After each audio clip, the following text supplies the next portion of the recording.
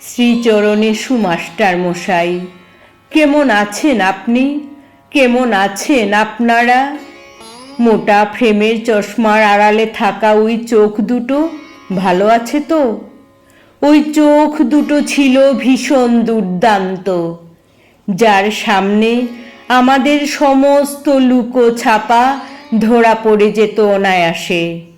আপনার হাতে থাকা লাঠিটা ভালো আছে মাস্টারমশাই, নাকি হারিয়ে যাচ্ছে ক্রমশ?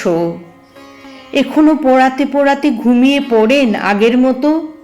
অঙ্ক কষতে দিয়ে দু চোখ বুজে আসতে চায়? কত হেসেছি, কত টিপ্পনি কেটেছি আড়ালে, কিন্তু কখনো বুঝতে চাইনি মাস্টার মশাইরাও তো মানুষ। সকালে প্রেয়ারের লাইনে শুরু হতো আপনাদের কথা, লাইন করে দাঁড়াও, লাইনে দাঁড়িয়ে কোনো কথা বলবে না, হাতের নখ কাটনি কেন, পায়ের জুতো নোংরা কেন, পরিষ্কার ড্রেস পরে আসবে। তারপর বাংলা, ইতিহাস, অঙ্ক, ভূগোল পড়া পড়া আর পড়া। পড়াতে পড়াতে কখনো কেশে নিচ্ছেন, কখনো বা ভাবছেন চুপ করে থাকা, লুকিয়ে থাকা কিংবা পিছিয়ে পড়া ছাত্রগুলোর কথা। সস্নেহে পিঠে রেখেছেন হাত। পড়াশোনার মতো বন্ধু হয় না রে, এ বন্ধু ছেড়ে যায় না কখনো।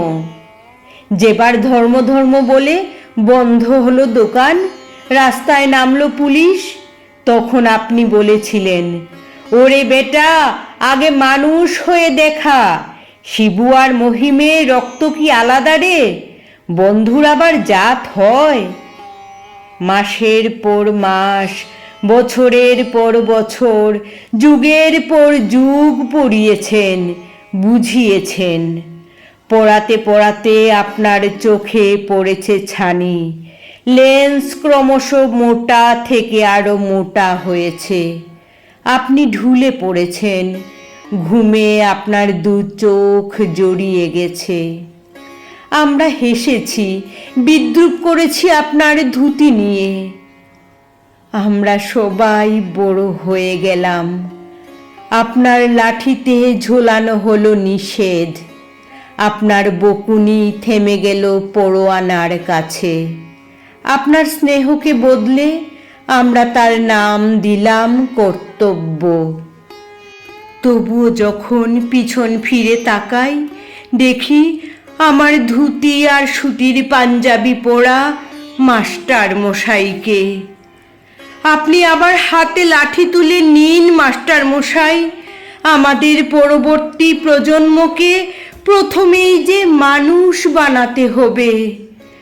আমাদের পরবর্তী প্রজন্মকে প্রথমেই যে মানুষ বানাতে হবে। আমাদের পরবর্তী প্রজন্মকে প্রথমেই যে মানুষ বানাতে হবে।